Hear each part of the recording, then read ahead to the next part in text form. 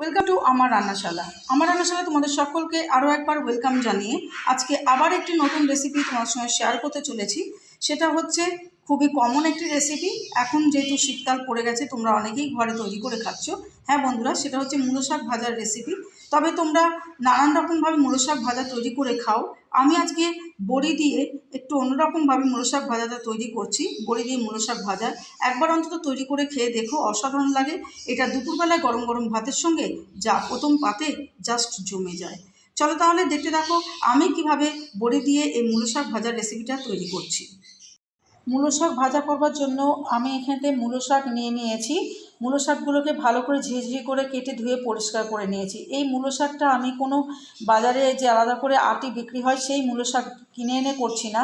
মূলোতে যে মুলো শাকগুলো থাকে, এখন যেহেতু শীতকাল পড়ে গেছে, এখন সদ্য যে মূলোগুলো উঠছে, মূলোর মধ্যে যে শাকগুলো থাকে সেগুলো খুবই কচি শাক। সেগুলোকে ফেলে না দিয়ে আমি এরকম ঝিঝি করে কেটে ধুয়ে পরিষ্কার করে নিয়েছি। আর এই ভাজাটা আমি করব বড়ি দিয়ে, তার জন্য আমি 10টা বড়ি নিয়েছি। তোমরা তোমাদের পরিমাণ মতন বড়ি যে যেরকম ভালোবাসা নেবে। চলো দেখতে থাকো আমি কিভাবে মুলো শাক ভাজাটা তৈরি করছি। এই দেখো, সর্বপ্রথমে আমি কড়াইটা বসিয়ে দিয়েছি। কড়াইতে আমি 1.5 টেবিল স্পুন মতন সর্ষের তেল নিয়েছি। এবার এর মধ্যেই তেলটা গরম হয়ে গেছে, এর মধ্যে আমি এই বড়িটা ভেজে নেব।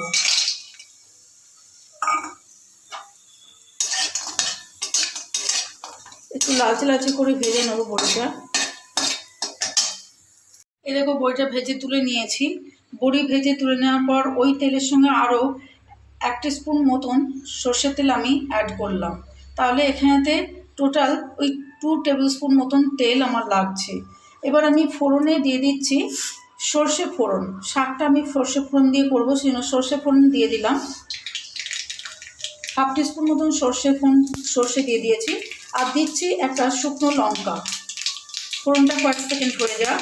দেখো, ফোড়নটা দিয়ে খুব সুন্দর সেন্ট বেরিয়ে গেছে। ফোড়নটা আমার রেডি হয়ে গেছে। এবার আমি কেটে রাখা যে মূলো শাকটা আছে সেটা আমি দিয়ে দিলাম।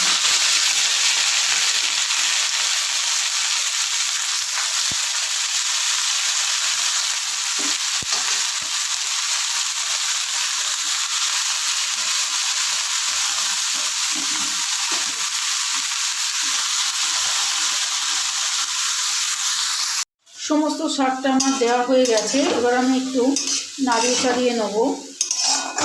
মুলো শাক দিয়ে জল বেরোয়। এবার আমি দিয়ে দিচ্ছি স্বাদ অনুযায়ী অল্প একটু নুন দিয়ে দিচ্ছি। নুনটা একটু বুঝে শুনেই দিতে হবে, যেহেতু শাকটা কমে যায়, যে কোনো শাকই রান্নার পর অনেকটা কমে যায়। একটু নাড়িয়ে চাড়িয়ে দিচ্ছি। আর দিয়ে দিচ্ছি অল্প একটু হলুদ গুঁড়ো দিয়ে আবার একটু নাড়ি চাড়িয়ে দিতে। দেখো, বেশ কিছুটা জল বেরিয়ে গেছে। আমি এবার একটা ঢাকা দিয়ে চাপা দিয়ে দেবো। এই থেকে যে জলটা বেরোবে সেই জলেতে আমার মুলো শাকটা খুব ভালো করে সেদ্ধ হয়ে যাবে। তোমরা প্রয়োজন লাগলে জল দেবে, আর তা না হলে এইভাবেই তৈরি করবে। ঢাকাটা সরিয়ে নিয়ে আমি দেখে নিচ্ছি। দেখো, মুলো শাকে জলটা অনেকটাই টেনে গেছে। মুলো শাকটাও সেদ্ধ হয়ে গেছে। খুবই কচি মুলো শাক, সেজন্য সেদ্ধ হতে বেশি টাইম লাগে না। দেখো, সেদ্ধ হয়ে গেছে।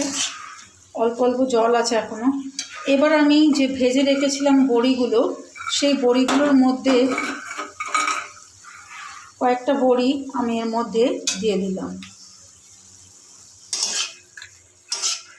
দিয়ে আবার একটু নাড়িয়ে দিয়ে আবার একটু চাপা দিয়ে দেবো। ঢাকাটা আমি সরিয়ে নিলাম। জলটা প্রায় টেনে গেছে একদমই। মুলো শাকও সেদ্ধ হয়ে গেছে। এবার আমি গ্যাসের ফ্লেমটাকে সামান্য একটু বাড়িয়ে দিলাম। বাড়িয়ে দিয়ে এবার আমি ভালো করে মুলো শাকটাকে ভাজা ভাজা করে নেব। আর মুলো শাক, যেহেতু মুলো শাক ভাজা, সেখানে একটু মিষ্টি তো দিতেই হয়। সেই জন্য 1/2 টিস্পুন মতন চিনি আমি অ্যাড করে দিলাম। আমি যেভাবে ভাজাটা তৈরি করছি, একবার এরকমভাবে তৈরি করে খেয়ে দেখো, খুবই ভালো লাগে। গরম গরম ভাতের সঙ্গে তো দুর্ধর্ষ লাগে। এরকম মুলো শাক ভাজাটা আমার প্রায় হয়ে গেছে।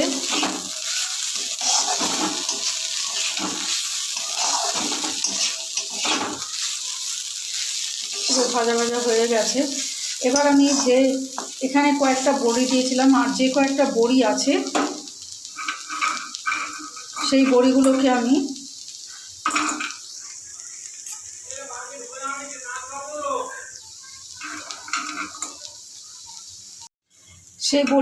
আমি ভাজা হয়ে যাওয়ার পর আমি ওপর থেকে এরকম গুঁড়ো গুঁড়ো করে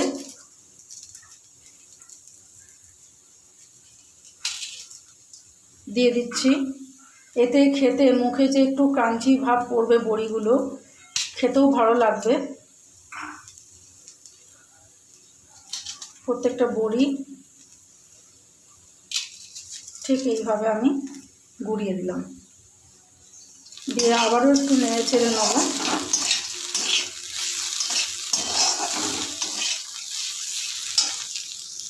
এই দেখো, বড়ি দিয়ে মুলো শাক ভাজা আমার একদম কমপ্লিট হয়ে গেছে। এবার আমি তোমাদেরকে পরিবেশন করে দেখাচ্ছি, চলো।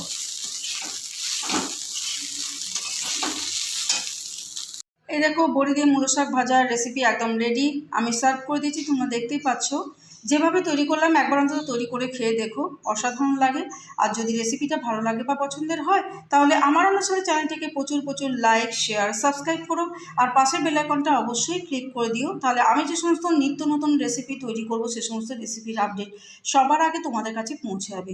কমেন্ট করে অবশ্যই জানিও বন্ধুরা কেমন হয়েছে রেসিপিটা। তোমাদের মূল্যবান কমেন্টের অপেক্ষায় আমি থাকবো। চলো তাহলে আজকের মতন এখানেই শেষ করছি। পরের দিন নতুন রেসিপি নিয়ে এসে হাজির হবো। সবাই সুস্থ থেকো, ভালো থেকো, টাটা।